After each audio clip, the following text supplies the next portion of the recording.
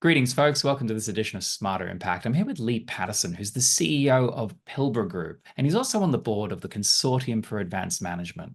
Now, Lea and I met during a climate salad call when he started talking about cost modeling and answering a question with a whole lot of depth behind it, and talked about cost modeling for the Navy.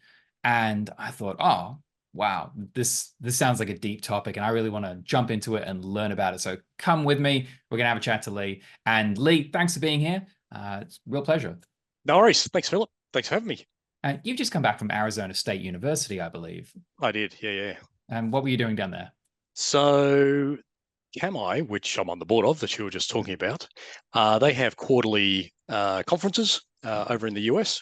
And I was presenting there at the Arizona State University on sustainable management. So it's a new way of looking at cost and environmental impacts inside organizations.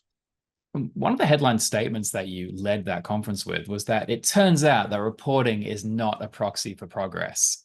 Companies have been reporting, I think, 20 years now. And the problem is temperatures and emissions keep going up. So there's lots of reporting going on. There are actions going on to reduce emissions globally, but it's not enough at this particular moment in time. And where does cost modeling come into it? Or, I mean, from your perspective, because every term has semantic density behind it based on your industry experience, when you think of cost modeling, what are you talking about? So specifically, we're talking about activity-based costing. So back, as you mentioned, I was in the Australian Navy. And I was put onto a cost modeling project. That's where I first learnt about the term activity-based costing. So activity-based costing is more management accounting rather than financial accounting. And it's all about trying to identify all the resources within the organization, what activities they're used by within the organization, and which products or services they contribute to at the end of the day. So activity-based costing fundamentally is a very simple concept to learn, but it can take decades to master. And when we're talking about cost modeling in your experience, what are some of the things you've cost modeled? Organization-wise, so military. So for the Australian Navy, it was the operations of the Australian Navy. US Navy, they took us over to the US. I had to go and live in Hawaii for a bit out of Pearl Harbor, so that was tough. But base operating support. So what are the actual activities the Navy does to support their fleets?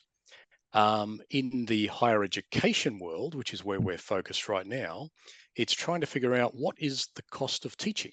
So when it comes to delivering programs and courses at a university, what is that actual cost? What are the resources that it consumes? And what are the things that contribute to increases of costs in different universities in Australia? We're also building models in the US for US universities and Canada as well. And the other industry, completely outside of all that, is decommissioning models. So BP has been a client for about 15 years now. So we will forecast how much it's going to cost to decommission their oil platforms all around the world in our one modeling engine that we've developed ourselves. Right. And so I imagine if I was sitting down and talking with a chief financial officer or a financial analyst, they'd be really excited about this because there's a level of forensic detail they can imagine. And I think I can sort of imagine part of that by being my exposure to that world. Though for the layperson, when you talk about the activities that go into decommissioning, is it like a broad sweep of the arms and you've got 5 or 6 inputs? Like if we're talking about the Navy or an oil platform for BP, how many inputs like are you looking at? So if we look at higher education, so that's our main client base right now. In fact, the decommissioning model is quite different to the university models that we build, methodologically as well as completely different industries. But with the universities, we would look to get like millions of rows of data from multiple source systems. So it's finance, HR, payroll, facilities management, timetabling, student management systems, and pull that data from all those source systems. we've got to stitch it all together in a Mm. model that represents the operations of the entire organization, and then present those results back to management within the university, so they can see at a very detailed level all of the contributing costs that go to the individual subjects that are being taught. Mm. And we go all the way down to like subject instance. So when, where, and how it's taught, rolls up to an academic program, rolls up to the school, rolls up to the university. Yeah. Yeah, great. Okay. I'm always a little skeptical when people present modeling to me from a business growth perspective, as I think the implementation is usually a far cry from what projections state, and the people who actually do the implementation are rarely the people who do the projections. How do you go with the sort of the historical look back? When it comes to forecasting, Mhm. most of our models, if we look at higher education, are historical models. Mm. So the important thing with the historic models and with activity-based costing is working out the cause and effect relationships Mm. between inside the organization. So when it comes to consuming resources, what are the things that cause that consumption within the organization from an activities perspective and an outputs perspective? Mm. And we can use those cause and effect relationships to then forecast, build a predictive or forecasting model. And Mm. the good thing is, roll the clock forward, we can then build a historical model after that. So then we can compare the prediction to the actuals, Mm. and then we can amend the predictive model if there's differences between the two. Yeah. And you've been doing this for a while, I believe, 20 years with the Pilbara Group. 20 plus 20 years. years. Hey. I had hair when we started, so you can Yeah, see it's been a yeah. long and torturous journey. I So still have I have videos of me at the start of Bravo Charlie with hair too. The but what's the gap? Like how close are you getting after 20 years? Are you 5 or 10% out when you do this predictive versus historical? Are you it 20% out? it varies. I couldn't Yeah. give you an actual percentage right now. I Yeah. mean, the biggest thing Hmm. that we've improved over that time is the actual time frame required to build the models. So, Mm. as an example, when we first started building the Australian Navy model, Mm. that was like a 5-year project to Yeah. build a model over the entire organization. But that was back in the 90s. So we were Mm. like pen and paper and simple IT systems that we were using. Yeah. A lot of manual work with the US Navy model. So we had to build a model from Maine all the way down to Guantanamo Bay of all Navy bases, still using the modeling engine that we developed ourselves. Mm. Probably 7 months for South and 7 months for the rest of the organization. So about 14 months in total. And for the university models that we're building now, we can build sort of the more complex models in about a 16-week process. Now we've got that down to about a 7-week process. Wow. And now we're looking at doing a 4-week rapid implementation that we can then iteratively improve over time. Because the important thing is to build something quickly and then get it back into the hands of the key stakeholders so they can provide feedback so that we can improve it straight away, rather than the old way of doing things, spend 12 months writing a specification, Mm. getting out there and building this thing and finding out that it's grossly wrong. So if we can build it quickly and iterate quickly, that's a much better way of going nowadays. Yeah. Yay for agile project design. Yeah, exactly. So Yeah. almost like you could launch spaceships if you're doing it right. Um, I guess fascinatingly because you can just basically plug in to APIs and things and be like, all right, give us your zero login and off we go. That's Um, the ultimate goal is to be able to plug directly in. yeah, on the Problem is, basis yeah, everybody's not got their information in silos and actually has a standardized operating environment and so on and so forth. But yeah. well, Yep. All the data issues. There's lots ah. of data issues. Yeah. And so when you build these models for people and you hand them over, they then have this new way of forecasting. Is that the case of modeling? What? Yeah. So it's new data that they can use to analyze. So the whole objective is to be able to make it a lot simpler for the analysts. We take a lot of the heavy lifting of the data sourcing, cleansing, Mm. loading into the model, doing all the modeling, doing all the reporting. You know, ordinarily the analyst would spend, the majority of their time doing all the data preparation. Mm. We'll do all that for them. So then they can spend the majority of their time actually analyzing and interpreting the results of the model rather than the actual building of the model. And prior to, and in fact, most organizations nowadays, and what they used to do before we implemented these models, is ad hoc spreadsheets. They'll have all these different spreadsheets for different areas, different departments. They'll all have their own little chunk of data that they would put in the spreadsheets and do their own analysis. And the problem is you don't know, whose is correct, what numbers are they running off. So what we want to be able to do is get all of the data from all the source systems, build that one model of the entire organization, and then everyone's operating off the same data set. And when they start doing their analysis of different departments, different areas of the organization, it's all off the same thing. Everyone uses the single source of truth, blah blah blah blah terminology, but Nobody has it. But that's right, and it's nobody has it. So yeah. that's the objective, is to be able to put it all Yeah. together in one central systemized model Yeah. of the organization that they can then analyze. Yeah, and I guess, I mean, the closer you get to a single source of truth, the quicker it is to actually have a real-time engine. Yeah, because that's the trick. Now everyone wants real time, but when Yeah. it comes to financial management, you just look at simple things like how long it takes them to develop a budget. Yeah. And it's like, and when you go real time, there's a lot of noise in there too. Yeah. When it comes to when they're spending money and all that sort of stuff. And then, where are they spending that money? Where does it get allocated to within the organization? Codes could go in incorrectly, and all the problems you have with data and analyzing data. And you could even be at a point where you don't need to make sure everybody spends their budget by the end of the year just to get that budget again, because you know where it's going. I'm totally going off on a sidetrack here. My real fascination and interest with this is I've spent the past 15 years with Bravo Charlie, but the last 10 years really getting into the investment space, the last 5 years really predominantly with a lot of impact investors and a lot of environmental and natural capital investors and things like that. And the banner headline is that we can make the world a better place without having to take a concessionary hit on investing in things that have a positive outcome for the world. And in that regard, cost is analogous with profit, because if you cost too much, you ain't making any profit. So when I heard about this cost modeling and your take on it, I saw a one-line statement about, do you know the cost impact of reducing emissions? Yeah. And that really struck me, and we met through Climate Salad. So could you talk to that for me?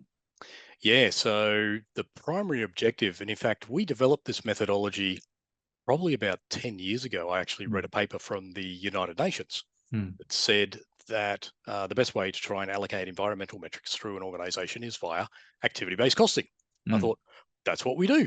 We will explicitly link the cost to the emissions via, say, the resources. So resources are people and equipment, and for an environmental perspective, electricity you consume and all that sort of stuff, through the entire organization, so that you can get total emissions, but you can get also emissions as they end up in the end product or service, the full cost, and that includes all overhead costs as well. That's one of the other key benefits of ABC, is it includes all the overhead as well.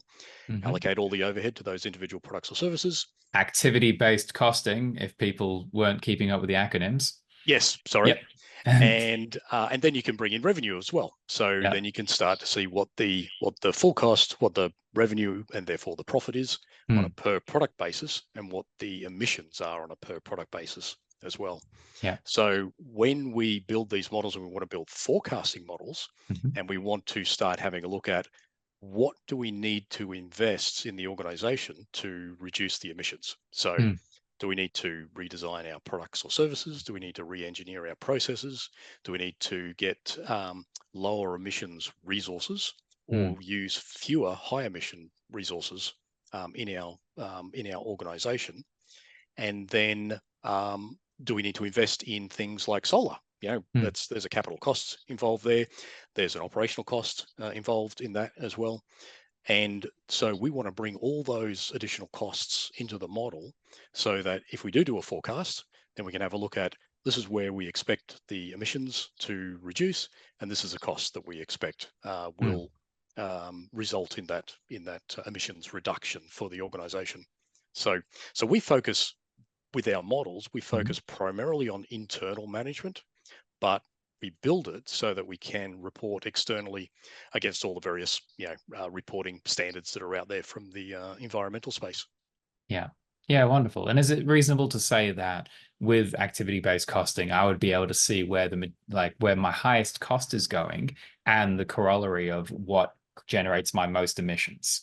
So Yeah. then I could focus on those things and be like, well, this is where I'm spending a lot of money. This is Yep. creating a lot of emissions. I could prioritize innovation in that space Yep. because that's going to have the largest impact to my bottom line, both on both the financial side and the emission side. Exactly. We will just have a good old scatter plot, costs and Yeah. emissions.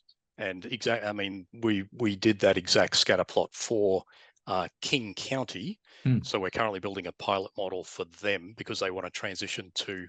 They've got about 3,000 vehicles in their fleet services Yeah. department. They want to transition to EVs over. Mm-hmm. They've got a time frame that they want to do that in, and what we're trying to do is collect all the costs associated with their current vehicles, what the EVs costs are, what the transition costs are going to be in relation to additional electricity consumption, the Mm-hmm. charging infrastructure. Um, are there any increases in planned maintenance or repair for EVs compared to ICE, internal combustion engine Yeah. vehicles? Bring all that together, and then have a look at what all the costs and what all the emissions look like for that organization on a individual vehicle basis. Wow, cool. Yeah, because you'd have fleet replacement timelines and things as well, wouldn't you? And you'd Exactly. slowly be edging across. And Yep. I think that's the thing with incremental change. It is incremental. This idea that suddenly we're all going to have this sorted out because there's going to be like a line in the sand. I Yep. really don't think that's gonna happen. And I think Um, that's the key to what we're looking at is that transition. yeah. How do you manage that transition Mm. in a financially sustainable or profitable way? And that's why we introduce cost into the whole emissions reduction And framework. when we talk about King County, for the non-Americans, county, I believe Washington, near Washington, It's maybe it's Seattle. yeah. So it's in Washington State. So Yeah, it's around Seattle itself. So Seattle's the city, and King County is the county in that wonderful. same geography. And about 2.3 million people, and I believe $16.2 billion in budget. It sounds about right. Yes, I Yeah, think you're and looking at that slide. I've Yes. got I've got your slides in the background, so I Yep. shouldn't have set that up like a question. Um, and I was fascinating that it's like the sheriff's office, parks, roads and maintenance, wastewater treatment, water and land resources, facilities, It's adult and huge. juvenile detention, public health. It's like when we were talking about inputs before, like Yeah, yeah. it's pretty exciting. Just because I'm fascinated by logistics and the fact that we have these built societies that are just so multifaceted and connected. Yeah. Um, And you see, that's actually one of the benefits now, just having a look, mm, you asking about all the inputs. mm, Nowadays, we have got so much data. mm, And when we build these models, we want to try and maximize the amount of data we can get. I don't care if it's a million, 10 million, 100 million rows of data. We want to maximize the amount of data we can get, but we want to minimize the amount of manual modeling we have to do. mm. So back in the Navy example that I was talking about, 5 years, lots of manual stuff. Nowadays, we try to automate as much as we possibly can so that we can bring in all this data. And we'll set up, if we're in an industry like higher education that we're familiar with, we can set up standards and templates and set up standard rules and all that sort of stuff Mm. to try and get that model built really quickly. And then we Yeah. can, as we said before, iterate it and improve it over time. And for myself and the lay listeners out there, give me the emissions 101. What are scope one, two, and three, and what goes into the word emissions? When we talk about trying to bring in environmental metrics, there's Mm. a wide range of environmental metrics. So for us specifically, right at this particular moment in time, we're focused on emissions, and emissions are what they call greenhouse gas emissions. We will have it in the model as a CO2, so a carbon dioxide equivalent number that's in there. Scope one are all the stuff, smoke that goes out of chimneys, out of tailpipes, and cow burps and farts, all the stuff Mm. that goes up into the atmosphere. Scope two are the electricity or gas that's actually being consumed by the organization. And scope three is everything else, all the embedded stuff in the value chain from the mine all the way through to final disposal. Mm. And it's that scope three which is problematic. And it's at the moment it's usually based on industry averages. It can be counted multiple times throughout the entire value chain, Mhm. and that's where the e-liability methodology came into play. Mhm. And so scope one emissions will be because if I don't have cows if I'm not a farmer. I don't have Yep. cows, but it's basically my product as a business, right? So would that be the Scope case? scope one. Yeah, So scope one is any CO2 equivalent gases yeah. that go up into the atmosphere. But So but from my perspective as a business owner, in relation to my business, yep. So so if you outputs from my staff, outputs from my production, my delivery of product. yeah, so all of the stuff that you consume that Mm-hmm. goes into the end product, Mm-hmm. um, that is an embedded emission. So that would come under the scope 3 banner, Yeah, where scope 3 is any scope 1. So if you do have any smoke or vehicles that you push out gases up into the atmosphere, electricity that you consume to do the work that you actually do, that all gets bundled together under and then scope 2, right? under scope. Yeah, so that's scope 2, the electricity stuff. So scope 1, stuff that goes up into the air. Scope Mm-hmm. 2 is indirect, they call it, so from electricity and gas consumption. And that gets bundled together and pushed to the individual product or service that you deliver to your customers Mm. as an embedded scope 3 activity-based costing that allows us to actually trace it all the way down to that individual product or service. And it's the e-liability, which is a methodology that was developed by two professors, Karthik Ramana Mm-hmm. from Oxford University and Robert Kaplan from Harvard University, Mm. to try and address the problems of scope 3. Mm. And they don't focus on scope 1, scope 2, and scope 3. They focus on their concept of an e-liability. So it's an environmental liability, Mm. and they will count scope 1 once and only once. Mm. It's a auditable value that they will have, and then allocate that into the organization through activity-based costing out to products and services as Mm-hmm. an embedded e-liability, and that gets passed on to their customers. So it'll work its way through the entire value chain, Mm. sort of like a value-added tax, Yeah. but it's you can count it properly, and you can audit it as Mm. well through the entire value chain. And excuse me, laboring the point here, though, could you give me a specific example of scope 1 emissions for, say, a university or for the Navy or for Kings County? So King County, very simple, Yeah. exhaust from the cars. So Yeah. that's scope 1. For And is say, that because we're only talking about the fleet vehicles of Kings County? no, all at if any organisation has vehicles, Mhm. the actual emissions out of the tailpipe Right. are scope 1. Yeah.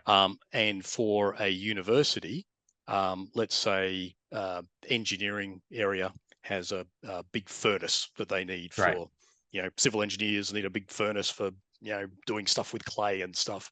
All the smoke that comes out of that, that's all scope Right. 1. Direct emissions of greenhouse gases. Direct emissions, yes. I should Awesome. have said that right at the very beginning. Yes, direct emissions. Sorry. I think you even may have. I just wanted to be really, because we talk about this stuff all the time. And I think half people, or at least I know I am sometimes sitting there being like, yep, yep, yep. Yep, And then I walk away going, oh, I missed a pivotal point. So I can't actually relate it to my environment. And I don't want yep. that to happen when people listen to this. I want them to really get that, if you are going to proceed with this, know why.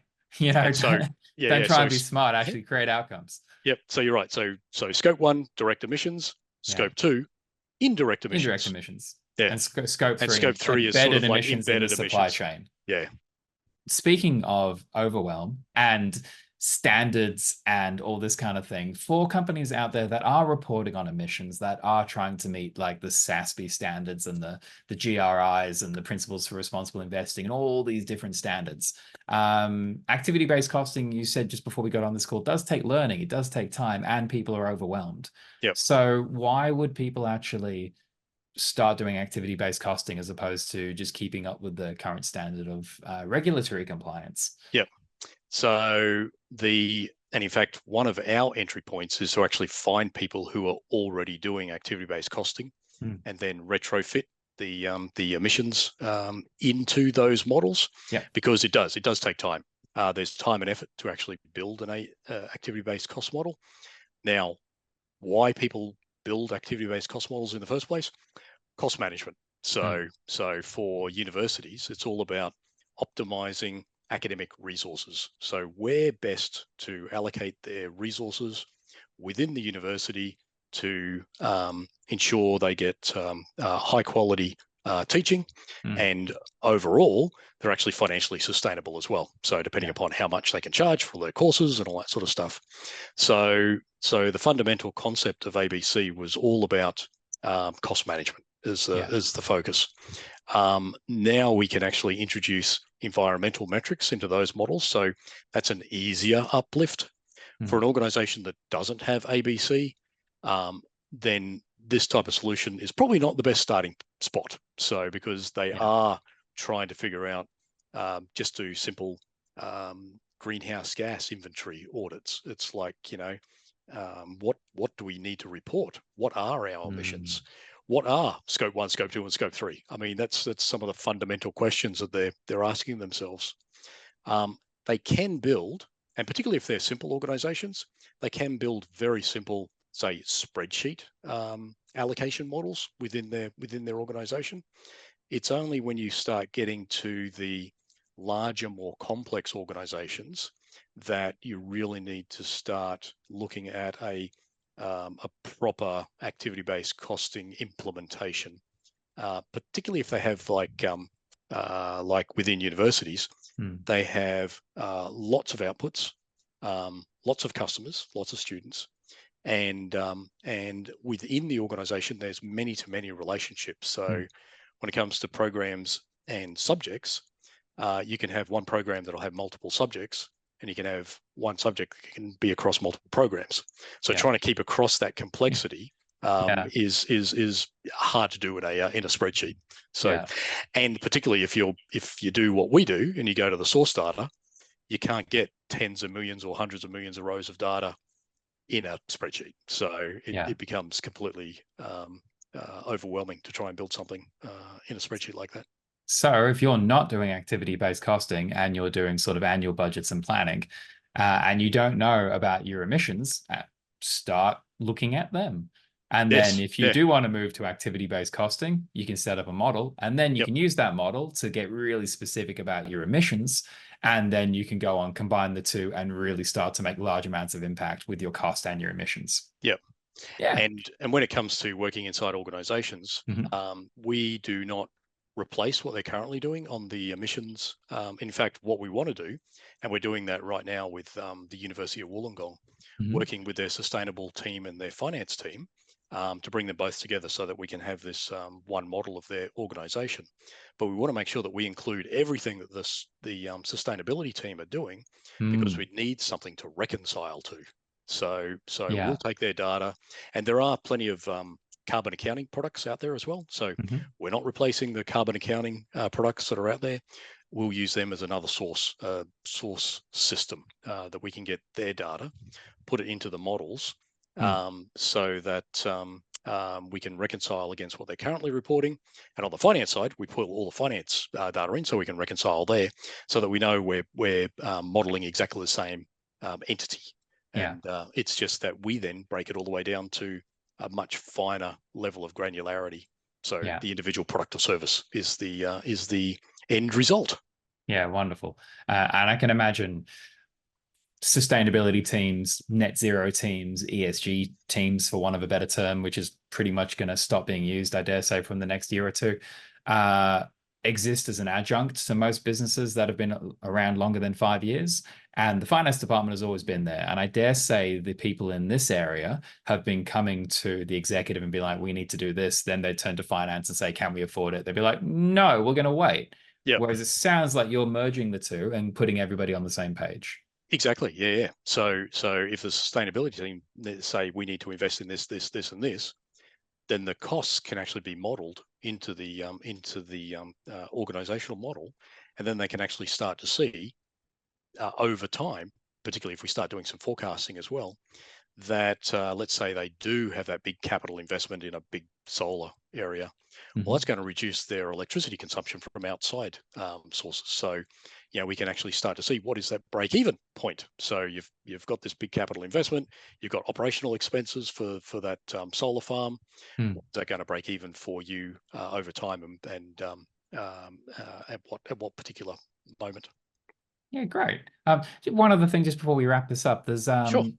currently there's no rigorous accounting standard for GHG emissions. I've got a quote here and it says it would be like the Security and Exchange Commission or the IASB saying, if you don't know your gross margins, you don't know your cost of goods sold, no problem. Just find some industry average and use that. That's totally fine.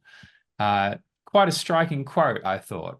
Yes, yeah, that's from Professor Romana from Mm, Oxford University, yeah, and yeah. So the problem is that's exactly how Scope 3 emissions are currently being calculated, yeah. just based on averages, and it's being multi-counted throughout Mm, the whole value chain.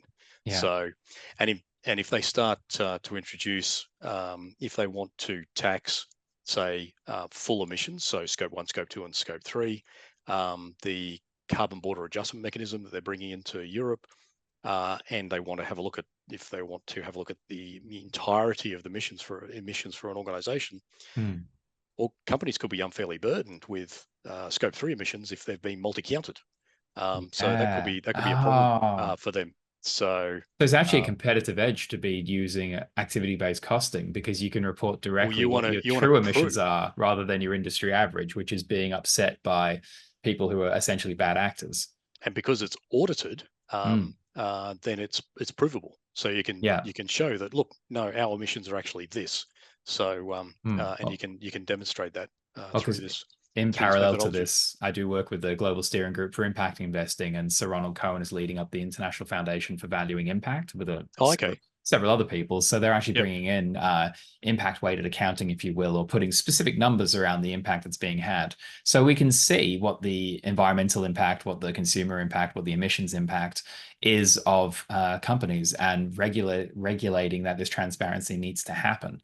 So there is this coming wave of being able to see this stuff. Yeah. And I think you can either get ahead of the game, you can be regulated and come kicking and screaming, or as we're seeing through people in, say, for Australia example, our largest companies needing to report on their emissions. When Yep. they do look to scope three, they will be making choices in their value chain really quickly based on who can show up with this data. Yeah. So it Yep. feels like the new, we just gotta can't keep externalizing cost and not Yep. worrying about it and torching the planet. Yeah. Well, we And can, but we do it at our peril. that's We right. can and we Exactly. are, but we do it at our peril. Why did activity-based costing come into existence? It's a Ah, pretty fundamental question. it's I just it's assumed. I was yeah, like, yeah. why wouldn't you do this, you know? Well, we can take a walk down memory lane. So in the Yeah. 1700s, James Watt, we're talking about steam engines, and Josiah Wedgwood, who was doing teacups and all that sort of stuff.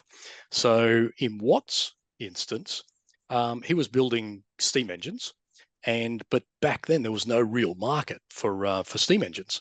So he said, well, what am I going to charge? What price am I going to put on a steam engine? I need to figure out how much it costs to build individual steam engines that we sell or we plan to sell. Double entry bookkeeping, the standard financial accounting of the day, wouldn't provide him with that data. So he had to try and figure out how to, what are all the different resources, what are all the steps that we go through to build these steam engines, and Hmm. work out a cost. And then he could put a margin on it and then set a price. But the genius of Watt was that he then extended his cost models to not only himself but to mines. So he went to, I think it was tin mines that he was selling his engines to. Went to the tin mines and said, "I will model your mine for you from a costing perspective, and prove to you that if you use my steam engine, you'll save a lot cost wise in and still produce the same amount of tin, or maybe even increase your productivity." And I think he went on a leasing model as well. So to the mines, they didn't have to pay up front a big capital expense for the steam engine, and then he went on a profit sharing arrangement with the mines when it was proven that he saved them all this money, and they actually increased their profitability. So he made, I think, more money doing it that way than just purely selling the his products. And Josiah Wedgwood was selling tons of plates and teapots and all that sort of stuff, but he was losing money. And he couldn't figure out why he was losing money. And so he did exactly the same thing. He went into what are all the costs that go into all the individual products that we deliver. And then he discovered that some were losing heaps of money, and others were making a little bit of money. So then he just had to decide, does he get rid of those, the high loss ones? Does he improve the processes for those high loss products? And it's getting that detailed internal costing to that individual product that helps managers make those decisions to increase profitability, essentially, at the end of the day, control those costs.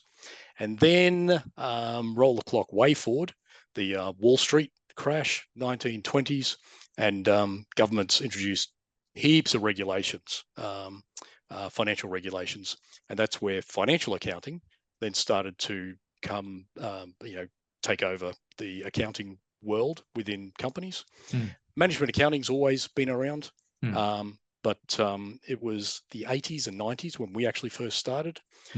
Manufacturing, they could figure out how much it cost, direct costs for each production line that they had, but overhead, it was like, how do we allocate overhead to each of the production lines in an equitable and transparent way, so that we can fully burden the product that we have at the that we sell, and that's where activity-based costing was formalized. And Professor Kaplan was one of the key ones who formalized that methodology.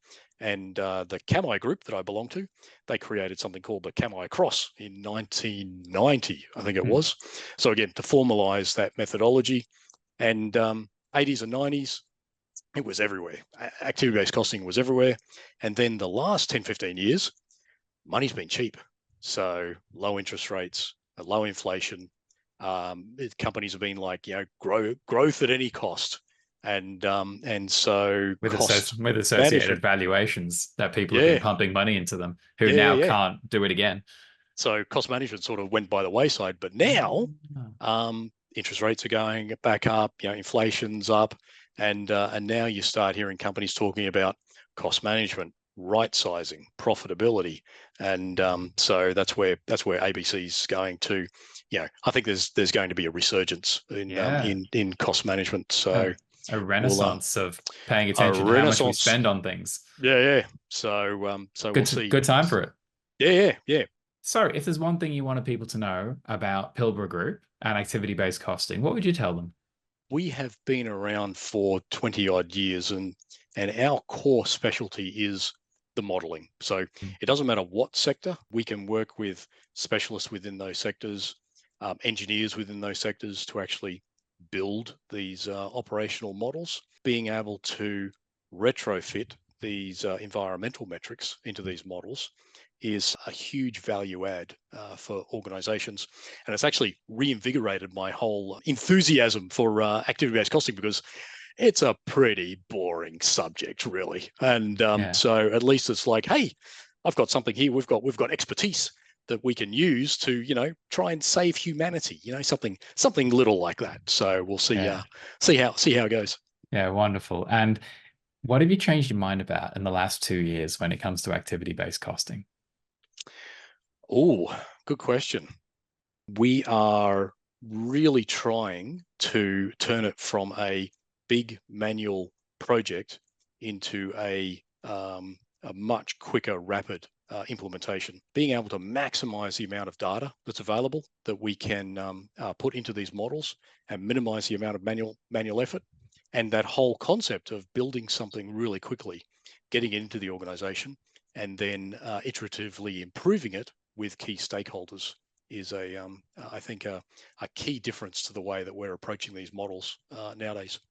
Yeah, wonderful. I can see this being a really powerful underlay to investing in quality organizations and ensuring they do what they say they're going to do, and at the same time supporting them with the money and the data they need to make it happen. And just before we close, Lee, I wanted to check to get started in this from a costing perspective. If I have, say, an organization who wants to scale up some manufacturing sites, or an investor who's looking to bring activity-based costing to the companies in its portfolio, where do we all start? What's the cost? What's the time frame kind of thing? So the very first thing we would do is go through what we call a scoping study. Mm-hmm. So sit down with management, figure out what the scope and boundary is of the organization, what they want modeled, what source systems they have. We would actually analyze the source data that they Mm-hmm. have as well. If it's a completely new area, so if we're building if we're doing a scoping study for universities, we're well familiar with that organization. So it's like a 2-week process. So it's pretty quick and contained. For organizations that we've never been into, it might be a 3 or 4 week process Mm-hmm. as we sort of get our heads around how it all operates. And that would be the key starting point. From a cost perspective, you know, as with all consulting projects, it depends. So in the higher ed space, we're talking around the $20,000-$30,000 Mm-hmm. sort of range.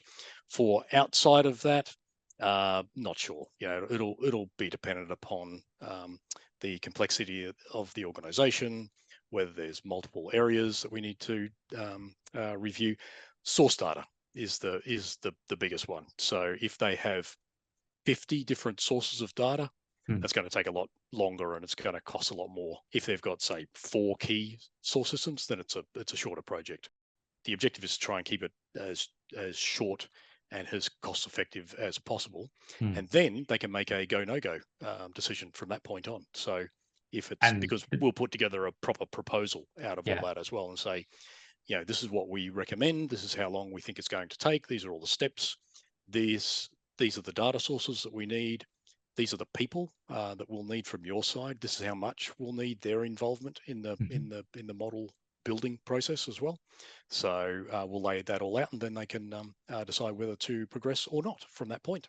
Yeah. And the value created on the other side of that is that you're going to give me a pretty forensic level of detail around where my cost expenditure is going, some things I probably haven't considered, and then be able to make choices around things I might be overspending on or what the emissions impact is going to be of doing that. That'd be the case? Exactly. Yeah, Very, wonderful. very detailed allocations out to all of the different individual products and services. We can also do different customer segments. We can also do different channels if they have different sales channels. We are Microsoft partners as well, so we do Mm. everything in Azure. That's another important point. Everything's in Azure, and all our reports are developed in Power BI. And for Australian clients, it's all here in Australia. We have to be careful with data sovereignty. And for our US clients, it's all in a US tenancy. Yeah, wonderful. I can see how this would be really valuable from a strategic perspective around making choices for a company. And if you're listening and you don't understand why that is, give me a call. Let's have a chat about it. Thanks so much for your time. I really No worries. appreciate it. And we'll check in, and I wish you all the best with it. Thanks for tuning in, folks. And please help us spread the message about greenhouse gas emission reduction, activity-based costing, and just get this into the hands of the people who need to hear it.